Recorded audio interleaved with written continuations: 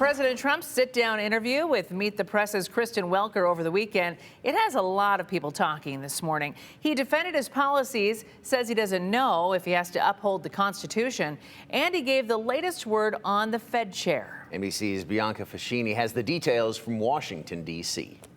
Logically, I mean, the fake news was from the impact of tariffs. The tariffs are going to make us rich. We're going to be a very rich country. To the potential for a recession. Anything can happen, but I think we're going to have the greatest economy in the history of our country. I think we're going to have the greatest economic boom in history. Meet the Press moderator Kristen Welker covered a lot of ground in her exclusive interview with President Donald Trump, starting with the economy. I think the good parts are the Trump economy and the bad parts are the Biden economy, because he's done a terrible job. He did a terrible job. The president defended his tariff policy, which polling shows most Americans remain skeptical of, and analysts say could lead to higher prices. Small businesses in particular are asking for relief, but Trump says it isn't necessary. They're not going to need it. Okay.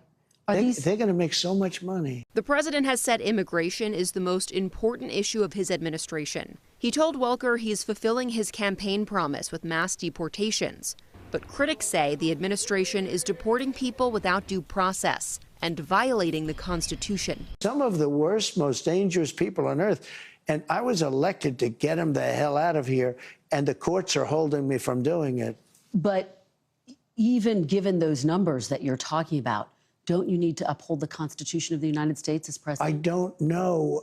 I have to respond by saying again, I have brilliant lawyers that work for me, and they are going to obviously follow what the Supreme Court said. The sit-down comes just days after the president marked 100 days in office, where the latest NBC News poll shows his approval rating sliding from his inauguration. Only 45% of Americans approve of the job he's doing.